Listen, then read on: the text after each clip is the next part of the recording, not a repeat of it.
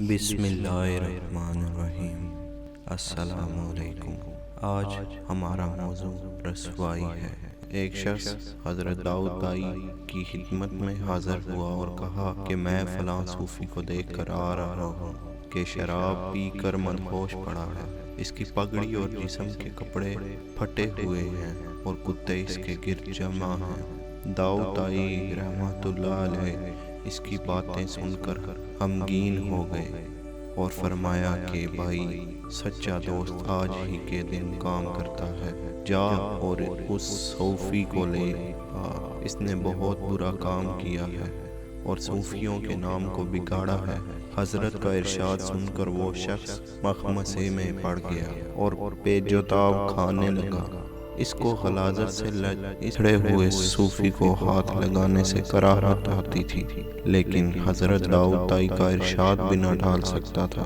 آخر جا کر اس مدہوش صوفی کو کندھے پر لاد لیا۔ جب بازار سے گزرا تو سارا شہر اس پر امڑ پڑا۔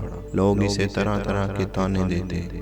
کوئی کہتا ذرا اس درویش کو دیکھو، اس کے تقویٰ پارسائی اور دینداری کے کیا کہنے۔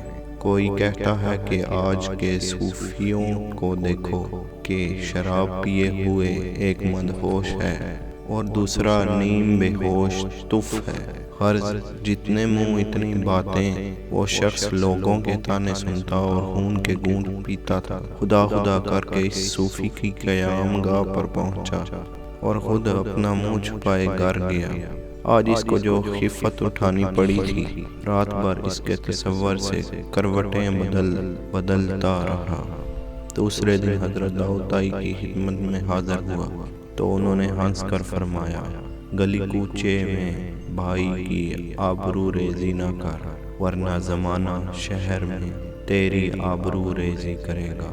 اس کہاوت کا مقصد یہ کہ کسی دوسرے کے عیب سے پردہ نہ اٹھاؤ، ورنہ زمانہ تمہارے عیب سے بھی پردہ اٹھائے گا۔ اپنے بھائیوں کے راز پر پردہ ڈالیں۔ خدا تعالیٰ فرماتے ہیں، جو شخص کسی دوسرے کے راز پر پردہ ڈالتا ہے، میں قیامت کے دن اس کے رازوں پر پردہ ڈالوں گا۔ اپنا بہت سارا خیال رکھیے گا۔ خدا حافظ۔